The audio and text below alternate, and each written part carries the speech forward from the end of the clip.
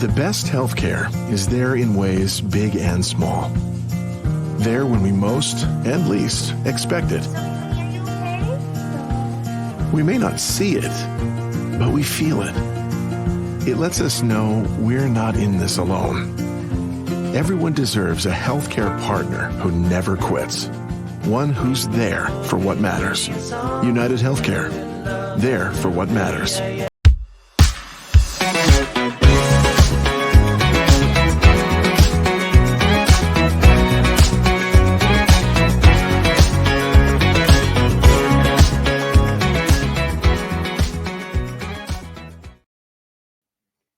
Hello, everyone, and welcome to another episode of the Financially Fit Podcast. I am your host, Creighton, and I'm very excited to be with you all here today. I appreciate you all for coming through to listen to what we're going to talk about today. For those that are new, welcome. I hope that you find something fruitful out of our conversation today. For those that are returning, thank you so much for continuing to rock with me into 2024, and Happy New Year to all of you. I'm really excited about what is to come on this podcast in 2024. For those that are new, I came onto this podcast about midway through 2023, and I'm excited now to have a full year under my belt in 2024 to really discuss some of the intricacies around financial planning and being financially successful. And I think that you'll find a lot of the information on here very useful and valuable in your journey to becoming financially fit. As I always say, the financially fit journey is much like an individual just trying to become physically fit, right? When you think about getting those abs, right, everyone wants to go and have a six-pack, and everyone wants the big biceps or whatever it may be, right? Those things don't happen overnight. It's being maniacal every single day towards your goal is when you actually see the benefits of the things that you do day in and day out, right? And the same is true with your financial journey.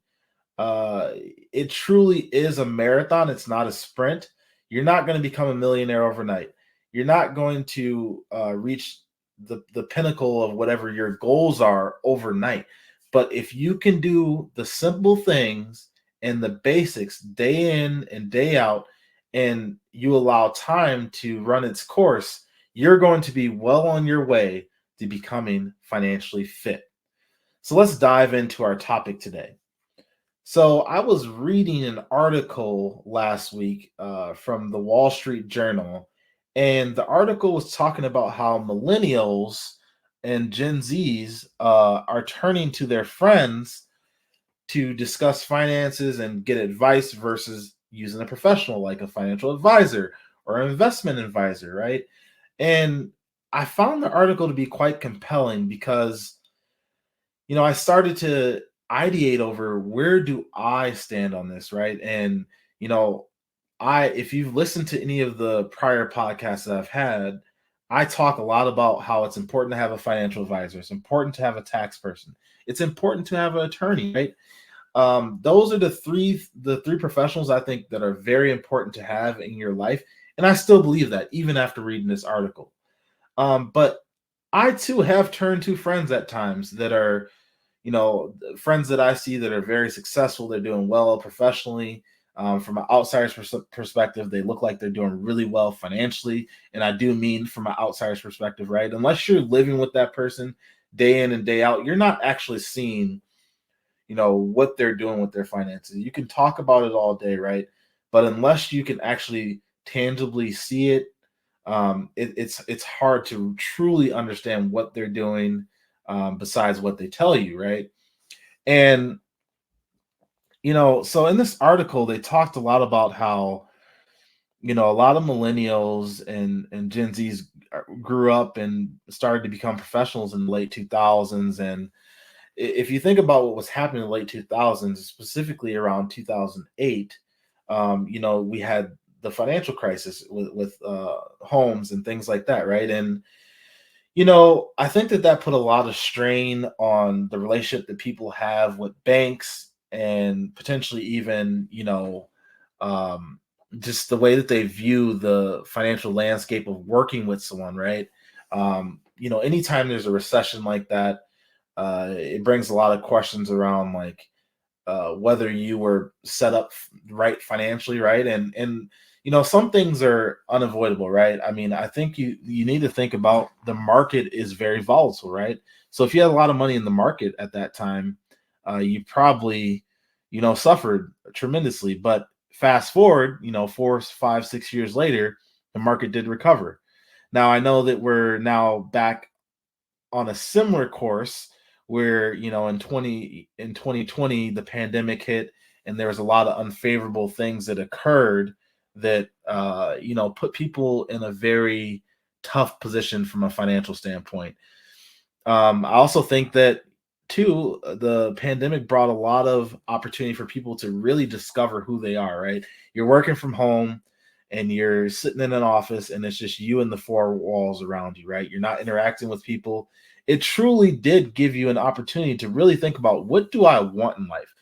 And that's exactly what happened to me. Before the pandemic, I was on a career path where I was climbing the ladder through the financial landscape. I had been a tax accountant at numerous firms. I had worked at Cargill in their tax and strategy department for a number of years, and really had gotten a lot of great experience. Went back, got my MBA in finance, and then was helping Spire build out their financial uh, institution from a finance perspective. And what I found was, while that was great, it wasn't necessarily fulfilling at that time.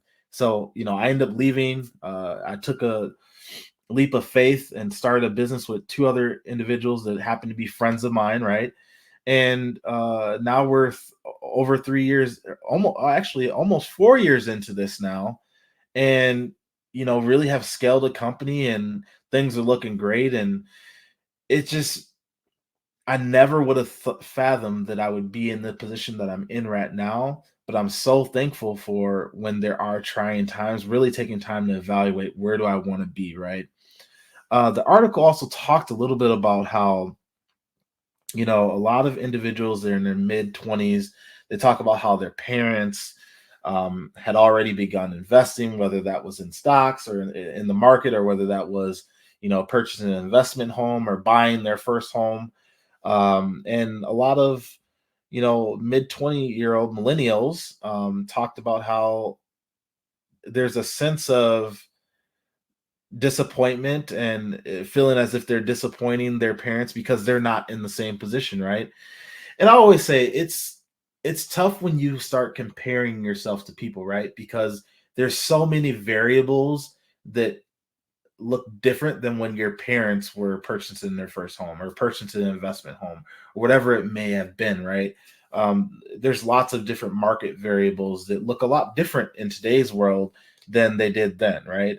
Um, and I think when you think about how the impact of kind of back-to-back recessions for millennials and Gen Zs have impacted us, it really puts our mind at ease to whether the American dream is really obtainable, right? And when I say American dream, that's owning a home, that's being financially stable.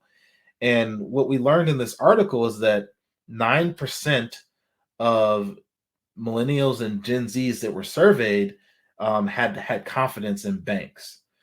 That's very concerning, right? Because that means the other 91% either somewhat trust banks or they don't trust them at all, right? And when you think about a banking relationship, which I talked about in past podcasts, it's so important, right? Because specifically as a millennial or a Gen Z that for most part is coming out of college with tons of debt. Our debt looks a lot like what a mortgage would have cost our parents back 20, 30 years ago, right? And when you think about that, it's important to have that bank relationship because we might not have the capital to just take money and be able to put it into buying a home or put it into investing into something, right? So if you don't have the capital, but maybe you are making good money and you have good credit, it's important to still establish that banking relationship because you're going to need them for capital, right? If you're looking to purchase a home. So I found that the article was while it was very compelling, and I think there are tons of things that you can definitely learn from your friends, I think that you always have to take everything with a grain of salt, right? Because too much of anything can be detrimental, whether it's good or bad. And I think that there's concerns around safety, right, in this conversation, and I don't think that's talked about enough, right? And when I say safety, I mean psychological safety, right? Um, it's easier for me to go and talk to my friend about the debt I have, or about the money that I'm making, or about what my strategy is to pay off that debt, than it is to go and talk to a stranger that you may not know, that you're just getting to know. And quite frankly, when you think about a financial advisor, you think about someone that has already done what you're trying to do, right? And that may or may not be true. That could be an assumption that you're making, but I think that that is the overarching thought, is that if they're a financial advisor, that they're probably doing really good by their money already. So there's a sense of embarrassment that comes with that. And that's what I mean when I say the psychological safety that is needed in these conversations. And I think, if you earlier in the podcast, I mentioned the word trust. And trust is a two-way street, right? You need to be able to trust your financial advisor, they need to be able to trust you, and vice and so forth, right? And when you think about the word safety and you think about trust, I think if you find someone that you trust, that will bring you safety, right? I think that, I think about my relationship with my financial advisors. I have two, one with New York Life and one with Northwestern Mutual Waveform. And both of them serve very integral parts of my financial strategy. One is more of a protective. On the New York Life side, I do a lot of my um, I have a lot of like my life insurance and things like that, just to make sure that I'm protected, my family's protected if something were to occur. And they would be able to move forward without me not being here, right? If something were to happen. And then I think about, Northwestern Mutual and Waveform. I'm really starting to establish a relationship where I want to start to think about my retirement, and am I setting myself up to reach the goal of retiring by 50, which is a goal of mine, right? I'm thinking about, different investments. Am I investing in mutual funds and ETFs or stocks, or maybe I want to be an angel investor, investing in some startups, which is much riskier, right? So, but to say all that, the key thing that I think about within those two different relationships is, there is, in the center of that, is trust. I trust both of those individuals that are handling my kind of financial perspective, and I'm a little different than most. I want to be hands on with my financial strategy. So I want someone to give me recommendations. I want to be able to review it on my own. I want to be able to come to my own conclusions and be able to figure out if there are questions that I need to expound on further with them. And that's the way that I like to proceed.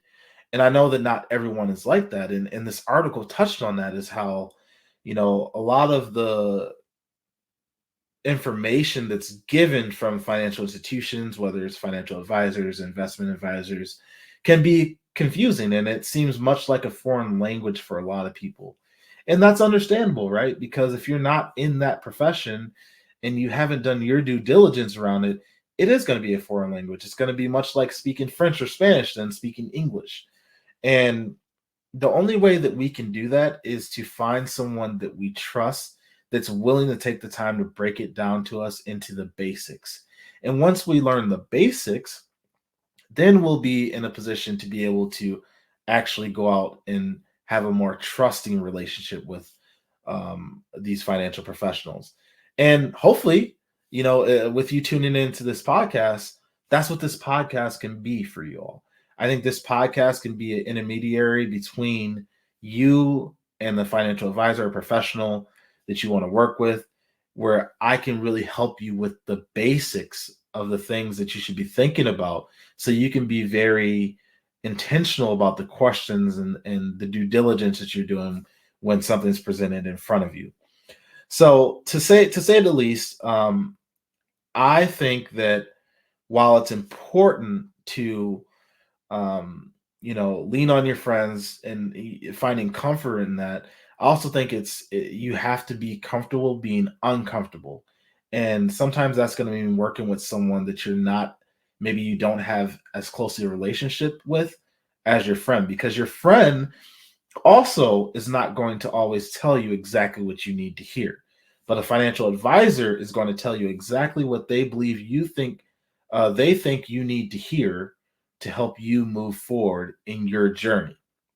So we'll put the link to the article in the comments on YouTube. But I think you should really take some time to read through this article, especially if you're a millennial or a Gen Zer. I think you should really think about, how can I be intentional in 2024 and finding people that I trust? Finding a lawyer, finding a CPA, and finding a financial advisor. If you can do those three things in 2024, you'll be well on your way to becoming financially fit. So with that said, I hope that today was very helpful. I hope that you learned some things. I hope that if you are a millennial or a Gen Zer out there that is, leaning very heavily on your friends, maybe you can start to push away a little bit and lean on a financial professional, and still, take the advice your friends are giving them, but also test your friends, right? The advice that your friends are giving you, take that back to a financial advisor and see if what they're saying and what the financial advisor are saying are consistent.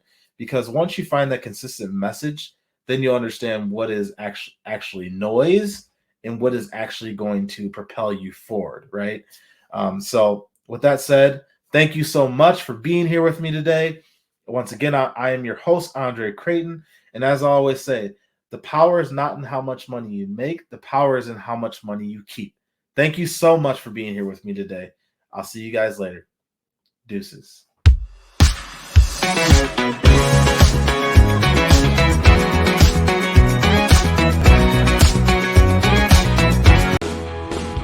It's not just another day in your life. Things are changing for the better.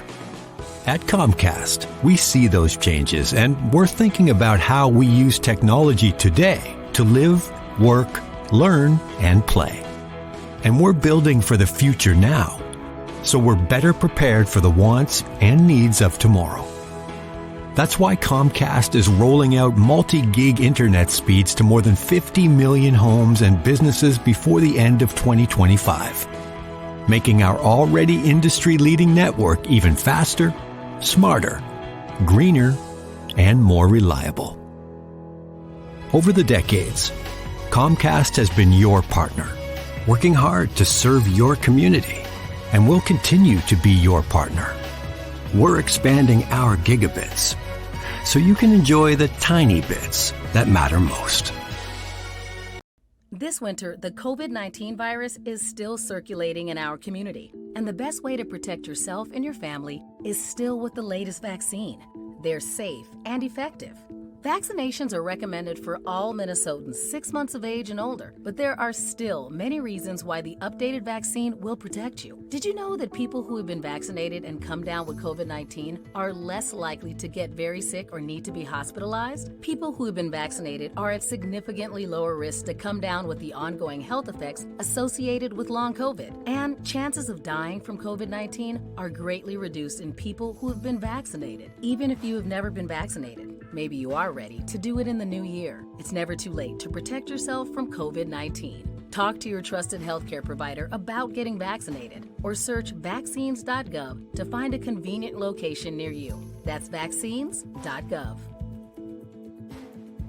Unleash the power of smile for your team. Delta Dental of Minnesota offers coverage to fit your unique small business, leading to a better benefit package and a happier team. Visit deltadentalmn.org/small business. You know Shaletta makes you laugh, but did you know Shaletta Brundage can also make you think and boost your business? Media personality, activist, and comedian Shaletta Brundage founded Shaletta Makes Me Laugh to celebrate and share the best of Black culture. It's a podcasting platform. You can download 10 weekly podcasts hosted by African American subject experts at ShalettaMakesMeLaugh.com or wherever you find your favorite podcasts. ShalettaMakesMeLaugh.com is also a production house, creating broadcast quality commercial content. And Shaletta and her team of storytellers create powerful promotional campaigns to get businesses the brand awareness they're looking for. Some of Minnesota's top businesses trust Shaletta, and you can too. Get out the word about your events and products and get in front of communities of color with ShalettaMakesMeLaugh.com. She's got the power to help your business.